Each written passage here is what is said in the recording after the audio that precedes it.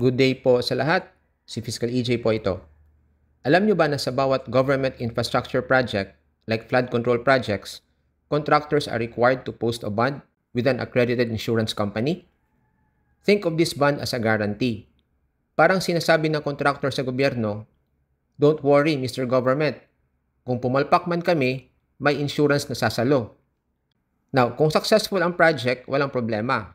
Pero kung ghost project o substandard ang trabaho, gaya ng mga paratang laban sa diskaya contractors, the government can call on the bond.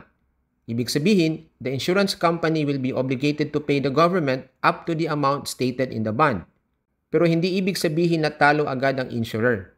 After paying, the insurer has the legal right to go after the contractor to recover what it paid. Parang ganito, "Hoy contractor, sinagot namin yung damages mo, bayaran mo kami pabalik." Ang problema sa practice, mahirap na itong gawin.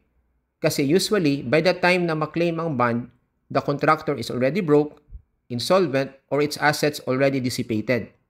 Kaya madalas, insurer ang naiipit at nalulugi.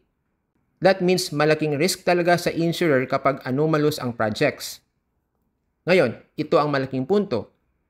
If the Discayas are convicted or if their projects are officially declared anomalous, the insurers who issued bonds to their projects could face huge claims. Millions, even billions ang pwedeng mawala sa insurance companies. Pero kung sakaling ma-admit ang Discayas sa Witness Protection Program under Republic Act 6981 at mabigyan ng immunity from criminal prosecution, that changes the game. Bakit? Kasi kapag immune sila, the government's ability to fully pursue them for liability may be weakened.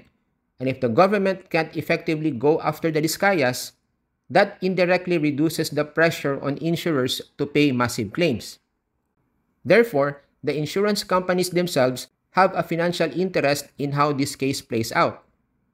Kung guilty at liable ang Discayas, the insurers could lose big.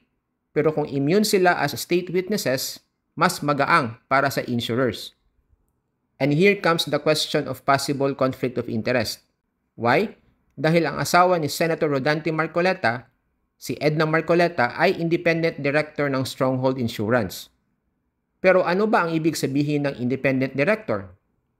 Under Philippine law, an independent director is a member of the board na hindi parte ng management, walang substantial shares, at walang direct hand sa daily operations or contracts.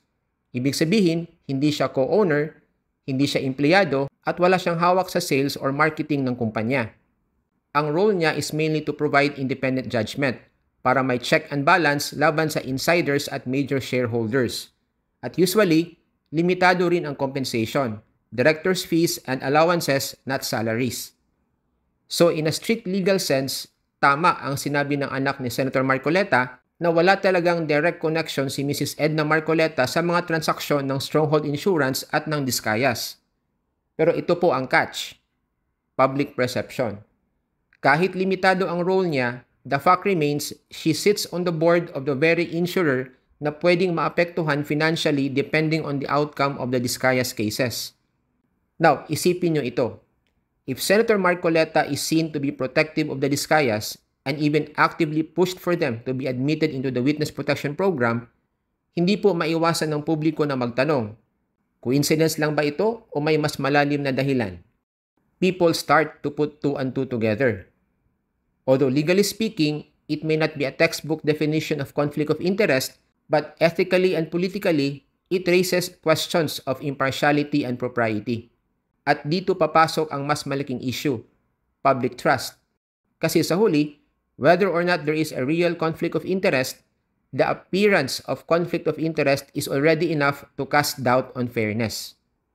At sa mga ganitong issue, hindi lang legalidad ang mahalaga, kundi ang tiwala ng taong bayan.